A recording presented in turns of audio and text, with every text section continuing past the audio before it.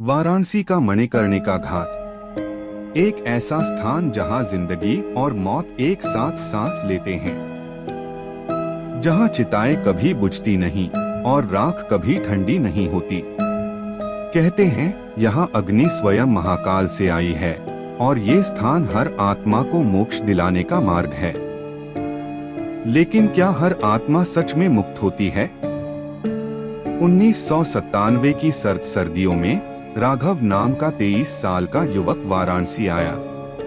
परिवार नहीं था, गरीबी में पला था और नौकरी की तलाश में घाटों की ओर आ गया।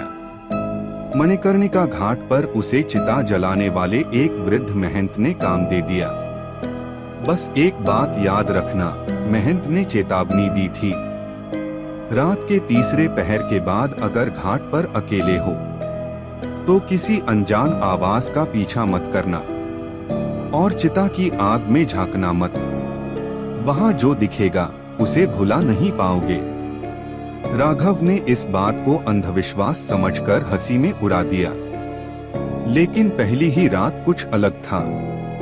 चिता की अग्नि में उसे कोई चेहरा दिखा, झुलसा हुआ, आंखें पिघली हुई, जैसे उसे घूर रहा हो।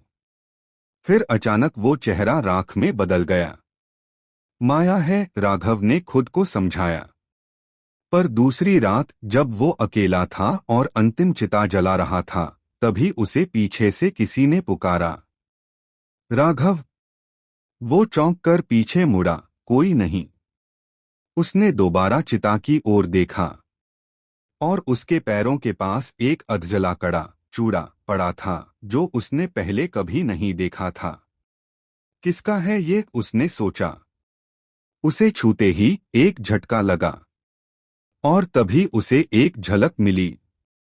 एक महिला लाल साड़ी में झुलसी हुई, चिता में जलती हुई, और वो कड़ा उसके हाथ में। अब हर रात राघव को वही सपना आता, जलती हुई लाशें, फुसफुसाती आवाजें और वो महिला उसके पास आती हुई। कुछ कहना चाहती थी, कुछ अधूरा। तीसरी रात जब घाट पर बहुत कम लोग थे, राघव ने देखा वो महिला गंगा किनारे खड़ी है, उसे देख रही है।